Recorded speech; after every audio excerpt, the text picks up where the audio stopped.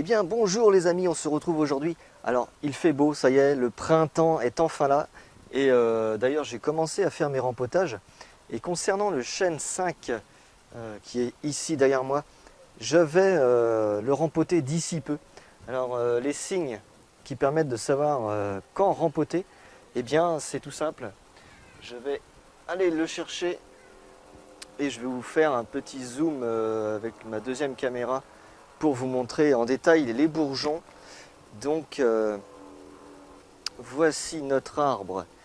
Je vais vous montrer les détails des bourgeons. Regardez comme ils sont bien gonflés.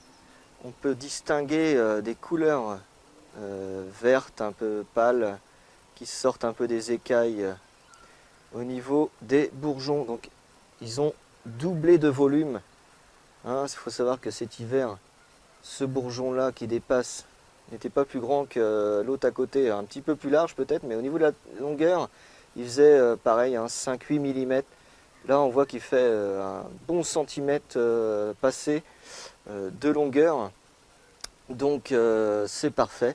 Au niveau de la greffe que j'avais faite là, en 2011, oui en 2011, j'allais dire l'année dernière, mais non en 2011, elle est prise, parce qu'on voit le bourgeon tout au bout qui est également en train de gonfler. Donc on voit bien que de toute façon l'aspect du tronc, enfin l'aspect de la branchette là, si je gratte un peu l'écorce, on verra que c'est toujours vert en dessous. Donc voilà, un élément qui nous permet de savoir si une branche est morte ou non, c'est ça. Je vais vous montrer un exemple d'une branche morte. Regardez, je vais prendre également un arbre que je vais rempoter cette année. Les bourgeons sont en train de gonfler également. Il s'agit d'un chêne également double tronc. Il a le même âge que le chêne 5. Vous voyez, il est magnifique. Celui-là, je ne l'ai jamais taillé. Il a déjà une très belle allure. Là, j'ai déjà fait des essais. Je ferai des vidéos sur cet arbre également. Voilà, donc j'avais fait un essai de greffe. Et regardez. Donc là, on voit, c'est mort. On voit tout à fait que voilà, il n'y a plus de vert. Si je gratte un peu l'écorce, c'est marron en dessous. Donc la branche est morte. Donc c'était mon premier essai de greffe sur le chêne qui n'avait pas fonctionné. Malgré cela, j'avais quand même tenté sur le chêne 5 de faire une greffe et elle a fonctionné. Donc voilà, donc ces deux arbres, je les rempoterai soit demain, soit après-demain. Je reviens sur ma caméra principale, j'essaie de ne pas vous mettre le soleil dans la figure. Donc voilà, je rempoterai ces deux chênes, enfin ces trois chênes, puisque celui-ci est un double tronc, c'est deux chênes qui sont dans le même pot. De même pour celui qui est à côté, voilà, je vous le montre, je l'ai rempoté ce week-end. Derrière, on a également deux beaux sujets qui sont en train de se construire avec de très beaux racinaires. Donc j'ai fait des vidéos également de chaque chêne quand j'ai fait mes rempotages. J'ai à peu près pas loin de 40 gigaoctets de données dans mon ordinateur, dans mon disque, qui sont sauvegardées sur mon ordinateur. Donc je vous ferai des vidéos, il n'y a pas de souci. Mais concernant les autres arbres, je préfère faire une vidéo d'un bloc qui explique du début jusqu'au résultat à peu près final. Je ne sais pas quand est-ce que je vais m'y mettre à faire ces vidéos-là sur ces chênes. Mais concernant le chêne 5, en attendant, je vous montre étape par étape comment j'évolue au fur et à mesure. Voilà, donc je vous montre tout de suite la suite en images du rempotage, puisque je pense le faire demain, mais au montage, je vous ferai tout de suite d'emblée le rempotage du chêne 5 à suivre. Donc à tout de suite.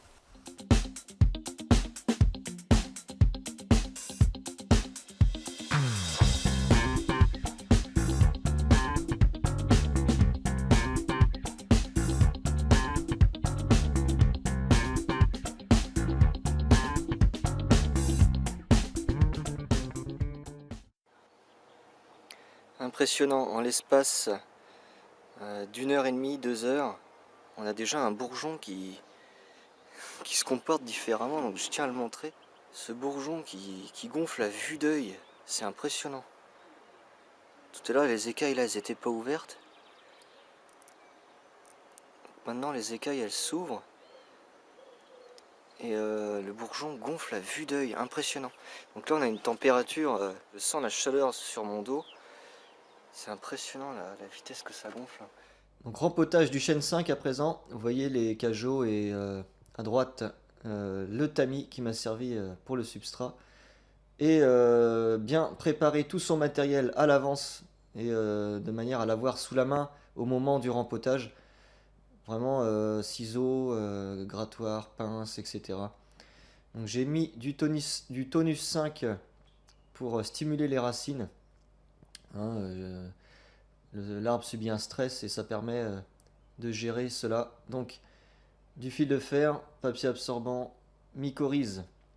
Donc c'est une sorte de champignon qui permet aux racines de bien évoluer dans le substrat. Donc voici le substrat lui-même. Donc grosse granulométrie au départ, hein, je vous indique les valeurs sur l'écran. Granulométrie moyenne, donc 10-12 mm. Et pour finir, une granulométrie un peu plus fine que je mettrai en surface, donc 6-8 mm environ. Alors je vais maintenant vous montrer la préparation des pots pour recevoir le substrat et l'arbre. Donc je mets du fil de fer, donc j'ai coupé à l'avance des morceaux. Donc ces fils de fer vont servir bien évidemment à tenir l'arbre solidement ancré dans le pot. Alors vous voyez, j'utilise des cagettes, hein, et à l'intérieur j'ai mis un espèce de voile, donc c'est un pare-vent, hein. J'avais peur que le substrat passe quand même à travers les mailles du pot, donc j'ai rajouté ça. Donc maintenant je vais fixer les morceaux de fil de fer. Donc j'en mets 4 par pot, hein, voilà. C'est suffisant. Donc le fil de fer va se désagréger au fil des ans. Et le fer, bah, l'arbre va l'absorber, hein. Donc le substrat, je le mets dans le pot. Alors au départ, je mets une couche de grosse granulométrie, hein. C'est un peu les déchets quand j'ai tamisé mon substrat. Je le mets dans le fond du pot, hein, j'utilise quand même. J'utilise pas mal de pouzzolane, hein, c'est assez bon prix. Et puis c'est vrai que bon, c'est quand même un bon substrat quand même, la pouzzolane. Ça coûte pas cher et puis voilà, ça permet de prendre du volume dans le pot. Et l'acadama, lui, j'en mets à peu près 50%. Et j'aime bien l'acadama, moi personnellement, ça me facilite au niveau des arrosages. Donc là, j'ai fait un petit monticule au centre du pot pour pouvoir recevoir l'arbre. Alors donc c'est parti pour le rempotage de ce chêne. Donc je vérifie d'abord si j'avais déjà enlevé les fils qui tenaient l'arbre. Alors on voit déjà que les racines en dessous dépassent. Je vais vous faire un petit film. Alors j'ai mis une lampe au niveau de l'éclairage, j'ai rapproché ma table près de la fenêtre pour qu'il y ait un maximum d'éclairage dans la pièce. Donc voici l'état de la terre, hein, pas terrible du tout, hein. C'est un akadama tamisé 2-3 mm de taille de grain avec un petit peu de gravier. Voilà, dans le fond j'avais mis du gravier. Donc là on voit l'état qui commence à être plus que critique. Il est vraiment grand temps de le rempoter, surtout qu'on voit que le pot, regardez, il est déformé par les racines. On voit que c'est bosselé, c'est les racines qui sont à l'intérieur qui poussent. Donc je pense que je vais avoir beaucoup de mal à sortir l'arbre de son pot. Donc c'est pas un problème, hein. Si j'ai du mal à le sortir, bah, je vais le couper tout simplement. Donc il faut faire attention aux petits bourgeons, de ne pas taper dedans avec les bras ou taper dans les branches avec des outils ou les mains. Il faudra faire attention de bien manipuler le tronc. Oui, j'ai posé ça pour que ce soit plus propre. Donc, moi je fais ça dans l'appartement parce que sur la terrasse c'est pas très pratique. Mais je suis plus à l'aise dans l'appartement. Je regarde si je peux l'enlever. Non, je vais pas pouvoir. Je vais couper le pot, hein, faut pas hésiter. Donc là c'est pour ça, il faut faire attention aux bourgeons. Et je vais couper le pot directement.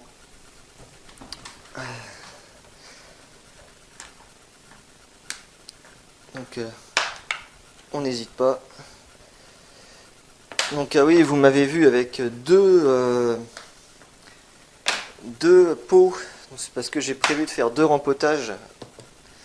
Comme ça, je ferai 2 rempotages d'un seul coup pour gagner du temps. Maintenant, je vais sortir mon arbre. Ah là là. Allez, voilà.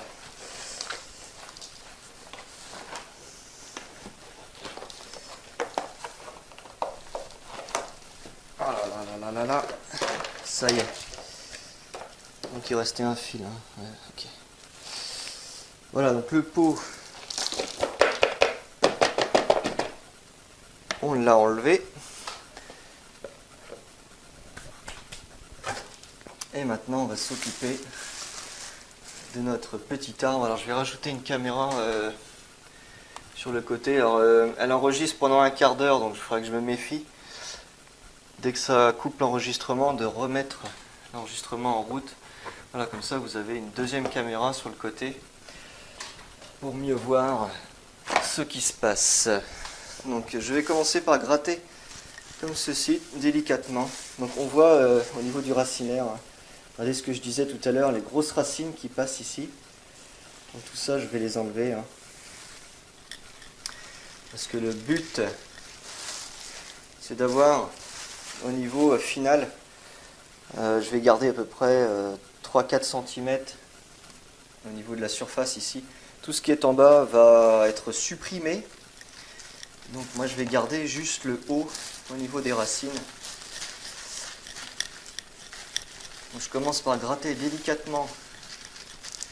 On va essayer de faire un chanfrein ici en fait.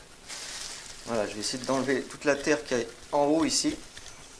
On voit il y a des grosses racines, hein, ça bloque. Je vais être obligé de... Voilà, on voit une grosse racine ici. Donc toutes ces grosses racines là, je vais les supprimer après. Le but c'est de forcer l'arbre à émettre des racines proches du tronc, pour justement avoir une bonne conicité, un bel aspect de tronc. Donc c'est vrai que cet arbre, ça fait depuis,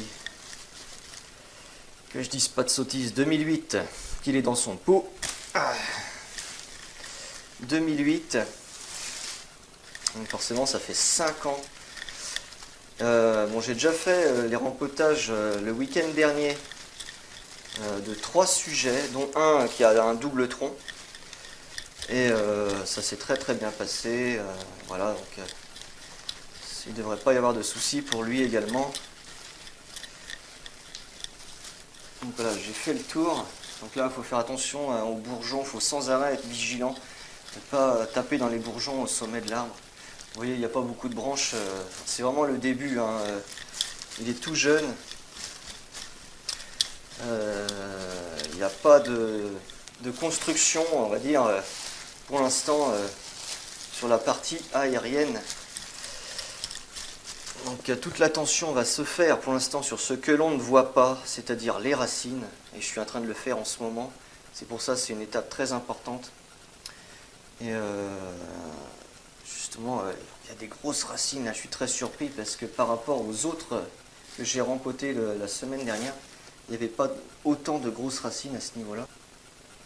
Donc maintenant qu'il a fait beaucoup de racines à ce niveau-là, je vais pouvoir supprimer tout ce qui est en dessous. Hein. Donc on va regarder, on va enlever toute la terre. Je vais couper la caméra, je vais rapidement dégager toute la terre. C'est pas quelque chose d'intéressant pour vous. Donc je vais couper la caméra et on se retrouve tout de suite.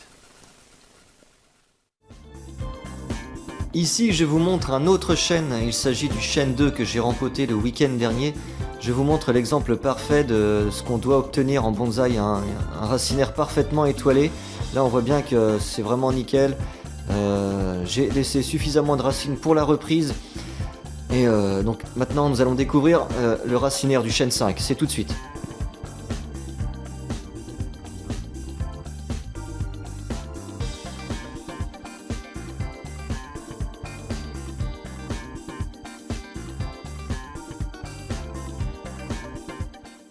Eh bien, nous revoici, ça fait à peu près une dizaine de minutes que je me bats avec mon chêne, du moins ses racines. J'ai enlevé, vous voyez, à peu près la moitié déjà, un peu plus. Donc à l'aide de cet outil, j'ai été gratter les racines. J'ai coupé quelques grosses racines directement à la pince. Hein, et voilà ce qui donne des racines du type, voilà celle-ci là, on voit bien.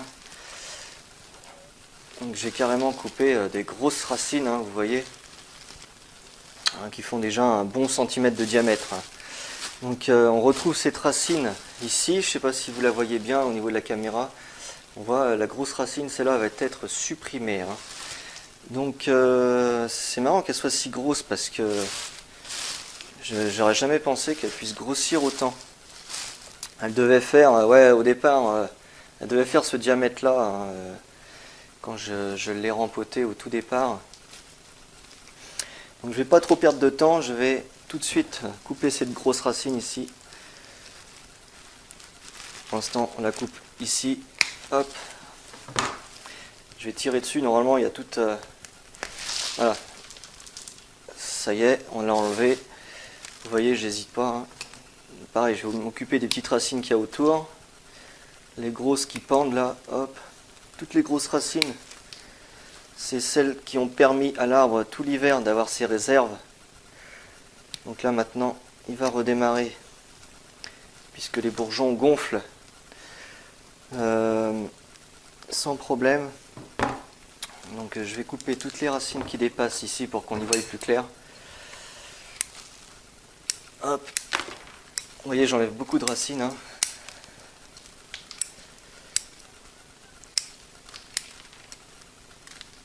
Tac. Voilà. Donc, hop. Maintenant, je vais gratter le dessus délicatement. Donc il s'agit de regarder ce que ça donne au niveau des racines qui sont en surface. Hein. C'est les plus importantes. Là, il faut vraiment être délicat. Je vais y aller vraiment en douceur. Je ne vais pas forcer. À la limite, je vais peut-être même y aller au bâton, à la baguette en bois à l'après. Là, j'enlève juste la terre en surface. Hein. Regardez, je gratte, non pas comme ça, mais comme ça, pour enlever la terre en surface, hein, vous voyez. Donc je n'abîme pas les racines. Je dégage juste la couche qu'il y a en surface et on va laisser apparaître les racines. Voilà, donc maintenant je vais gratter sur les côtés et en dessous pour éliminer la terre que nous allons remplacer par de la terre toute neuve. Alors, je fais attention à ce que les branches de mon arbre ne viennent pas taper pour que les bourgeons restent intacts. Toujours attention. Donc il faut aussi avoir beaucoup de temps libre devant soi. Hein. C'est vrai que moi j'avais posé des vacances pour faire mes rempotages du fait qu'il y avait du retard, que l'hiver a perduré un peu. Il y a à peu près une quinzaine, 20 jours de retard par rapport au débourrement. Donc c'est pour ça que je me suis levé tôt ce matin puisque je travaille cet après-midi.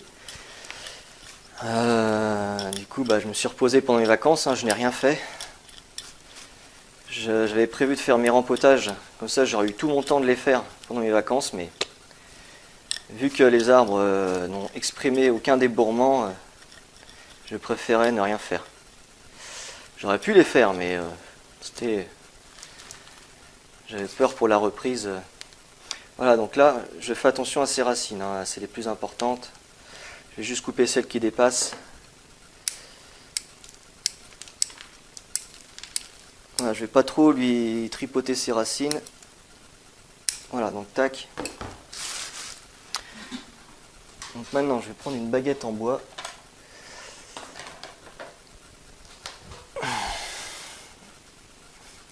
Et je vais essayer de démêler un peu le chevelu. Voilà, donc je pique. Et je viens comme ça. Dès que je sens que ça force, je retire ma baguette. Voilà.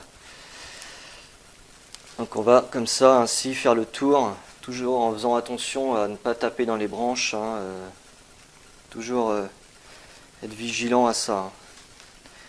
Voilà, je sais qu'à cet endroit-là, je peux mettre ma main, manipuler sans problème. Donc voilà, donc là je viens dans le racinaire, hein, tac. Et je vais tourner un petit peu pour que la terre, la vieille terre s'en aille. J'essaye quand même d'aller le plus vite possible parce qu'il ne faut pas trop traîner non plus. Les racines sont à l'air. Elles peuvent sécher. Il faut que l'opération dure une demi-heure, 3/4 d'heure maximum. Ouais, alors je fais ça dans un sac plastique. Le mieux c'est d'être dans son jardin, faire ça au fond du jardin. On peut secouer l'arbre directement par terre. C'est vrai qu'en appartement c'est pas évident. J'ai pas envie d'en foutre partout non plus parce qu'après il y a 1 heure de ménage aussi. Hein. Je fais attention à mes petits bourgeons. Voilà, donc là je secoue un peu la terre. Bon, le mieux c'est sûr c'est de rincer au jet d'eau. Et j'ai pas la possibilité de le faire parce que j'ai pas envie de boucher mon évier. Hein. Donc moi je fais comme ça ça permet de garder de la terre d'origine en même temps, hein. Pas plus mal.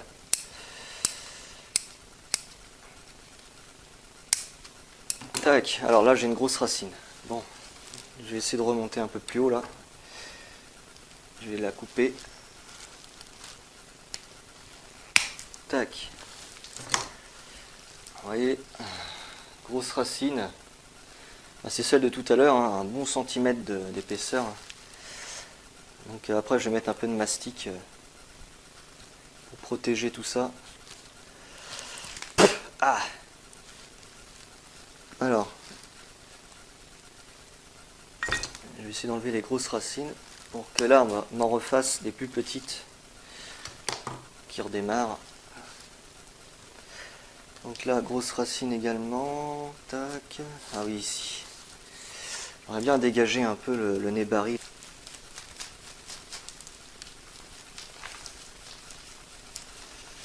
Ouais, j'avais mis un peu de raffia, non pas de raffia, de la speigne. Donc je vais, pour favoriser la pousse des racines à cet endroit-là. Donc je vais retirer la speigne.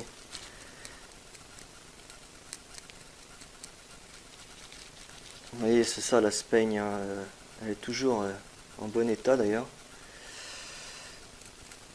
On n'a pas fait beaucoup de racines à ce niveau-là encore. Hein. Salopard. Il n'est pas aussi bien que le chêne 2 que j'ai présenté.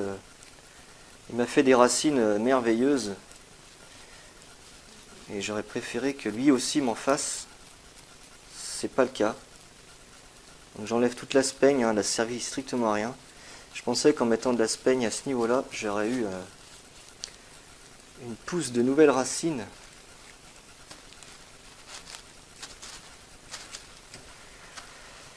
Tenter de démêler le chevelu. Voilà, elle commence à sécher un peu les radicelles là. Il va falloir que je me méfie. Là ça se croise. Je vais être obligé de démêler ici. Hop. Tac.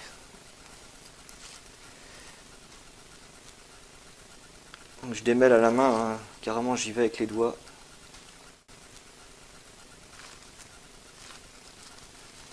Voilà. C'est vrai que les racines ont poussé n'importe comment. Elles sont toutes emmêlées. On sent qu'il y a pas mal de terre encore. Je vais pas trop y aller dans le creux là, dans le fond. Je vais laisser un peu de terre d'origine. C'est pas si mal que ça. Je pense que d'ici quelques années, on aura un résultat un peu meilleur.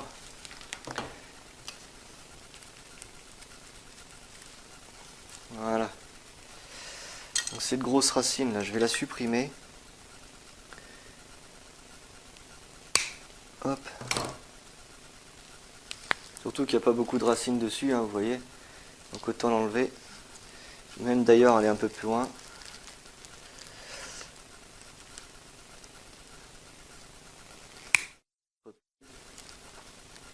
Donc ça, je vais laisser ça comme ça. Donc, je vais vous faire un petit gros plan là sur la racine que je viens de couper. Voilà, donc le nébari. Hein. Il est très correct. Alors, on a des grosses racines et des toutes petites racines. Moi, j'aurais préféré avoir une bonne régularité au niveau de l'aspect. C'est-à-dire des racines qui font toutes le même diamètre. Donc celle-là est jolie, ça va. Là, on a quelque chose d'assez correct. Ce côté-là est pas trop mal. Ouais, ça va. Je suis assez content. On a des belles racines. À part ici où c'est un peu pauvre en racines, on verra bien. C'est vrai que c'est pas terrible de ce côté-là. Je vais essayer de voir l'ancienne coupe du... L'ancienne coupe... Ah là, voilà.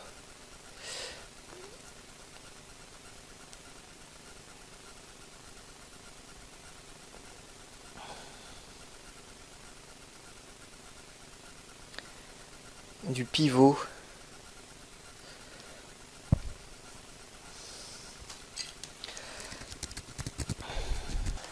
Ah, j'avais mis un collet en fait pour permettre la pousse des racines le plus possible en haut.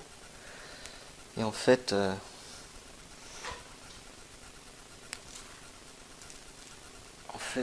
ça n'a pas tellement fonctionné, hein.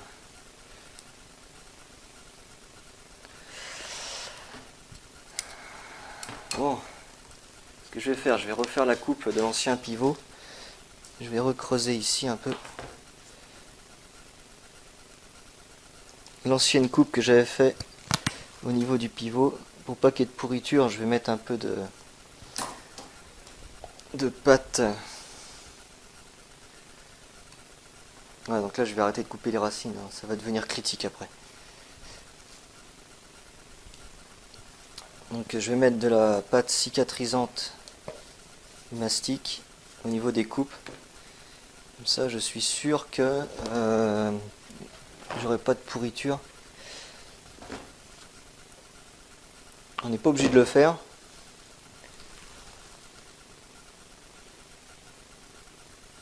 Voilà, et celle-ci aussi là. Tac.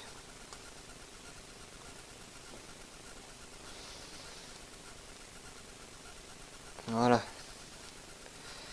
J'ai mis un peu de mastic.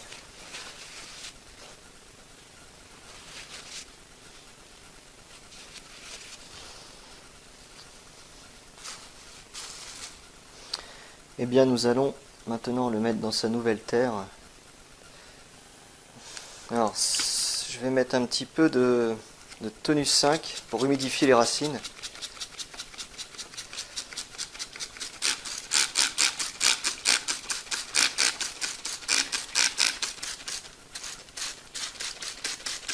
Pour qu'elle reste humide. Voilà.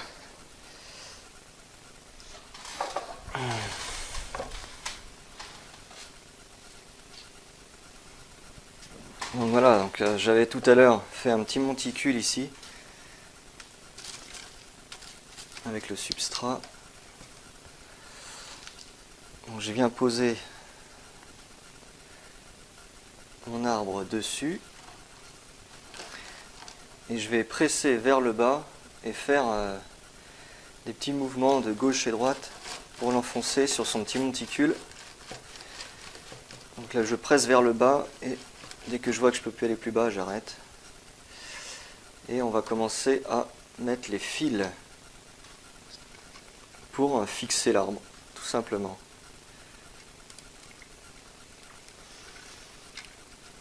Alors j'évite de les passer par-dessus les racines pour pas les abîmer.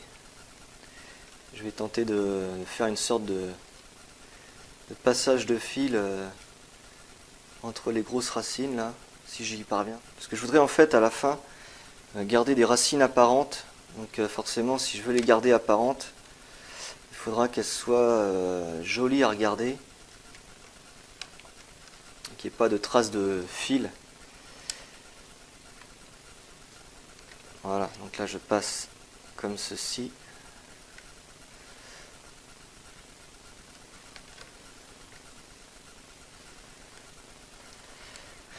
Alors j'utilise du fil de fer, j'aurais pu utiliser aussi du fil de ligaturage, mais je préfère utiliser du fil de fer tout simplement. Alors, tac, une petite pince.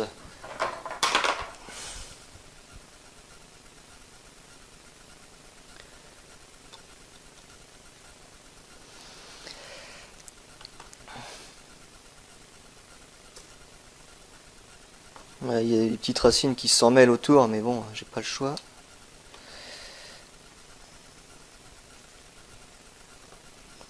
Hop.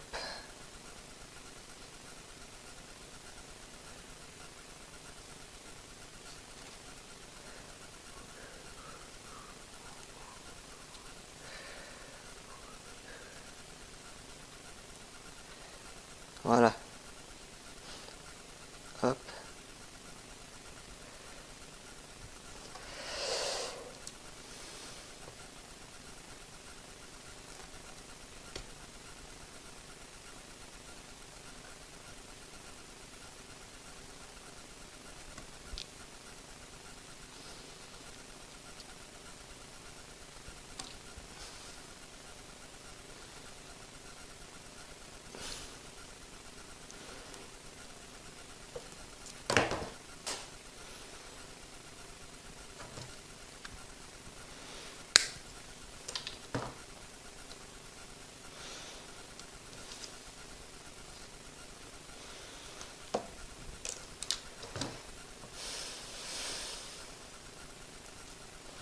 Et bien voilà, l'arbre tient parfaitement en position dans son pot. Et bien voilà, j'ai fixé l'arbre parfaitement dans son pot.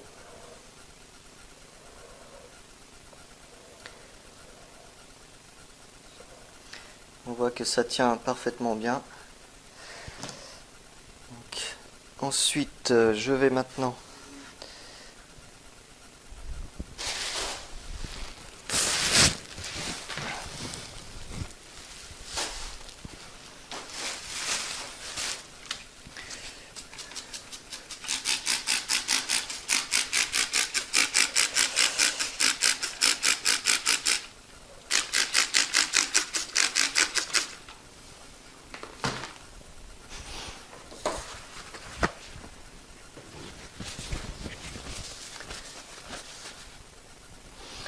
voilà, je vais rajouter des petites mycorhizes.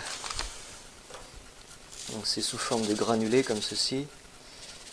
Donc voilà, je ne vais pas en mettre beaucoup, hein. Une pincée de sel ça suffit. Une pincée de sel, c'est un peu comme en cuisine. Voilà, donc tac, ça suffit.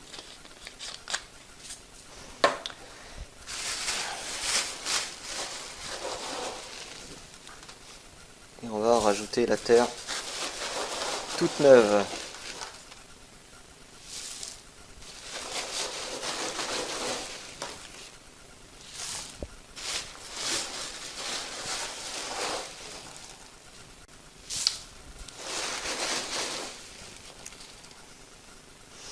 Je vérifie de temps en temps si ça enregistre toujours. Au niveau de la caméra, ça serait dommage que ça s'arrête. Voilà, donc là j'ai rajouté pas mal de terre. Alors, on va essayer de les incorporer au niveau des racines, de passer dans les interstices pour pas qu'il y ait de trous d'air. Donc j'appuie avec un doigt et je vais rapprocher la caméra si vous voulez. Voilà, donc j'appuie avec un doigt et avec la baguette pour passer les petits granulés sous l'arbre ou à travers les racines pour que ça aille en dessous.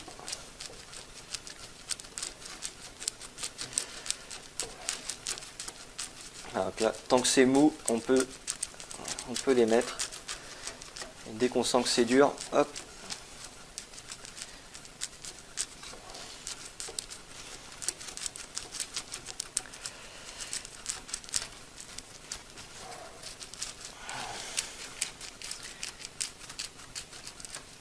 Donc là, vous voyez, je mets une grosse granulométrie. C'est l'équivalent d'un bon centimètre par grain, hein, vous voyez. C'est vraiment des gros grains que je mets. Ce qui va favoriser la croissance des racines, puisque pour qu'il y ait croissance des racines, il faut de l'air. Donc là, il y a beaucoup d'air au niveau des racines, un drainage. Un très gros drainage. Donc j'ai mis beaucoup d'acadama. Il y a également de la pouzzolane et du pumice. Alors, je sais pas si c'en est un, ça. Voilà, il y a de la pumice. C'est cette espèce de pierre poreuse qui ressemble à de la pierre ponce un peu, très légère.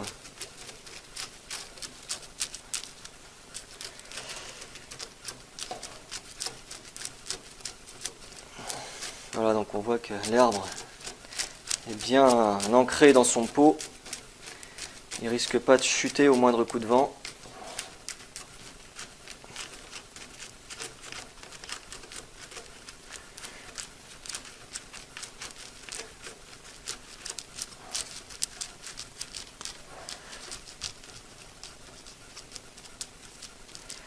Voilà, je pense que là je suis pas trop mal.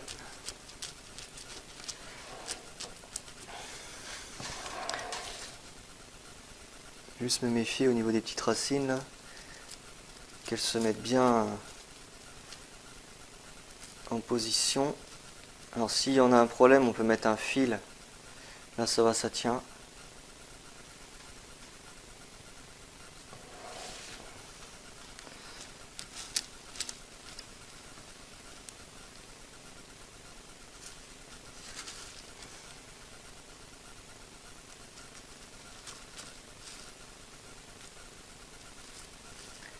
Voilà. Bon. Là j'en ai une qui dépasse un peu là. C'est embêtant. Je vais essayer de l'enterrer un peu plus. C'est embêtant ça.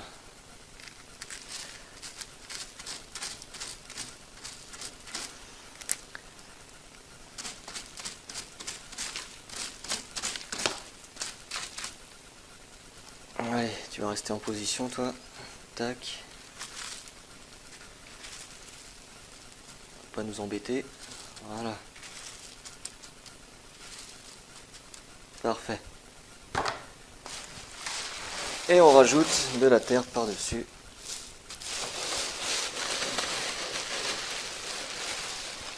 Hop.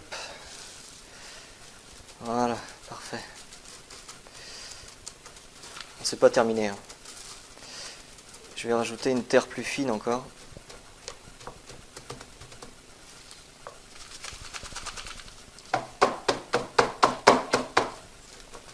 Voilà.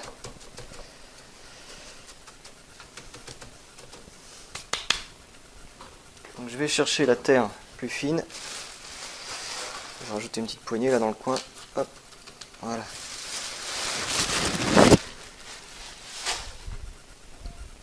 La terre plus fine. Ça filme toujours là? Ouais.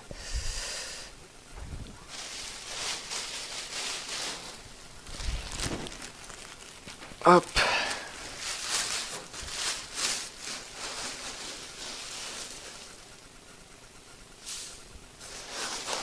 En surface pour terminer.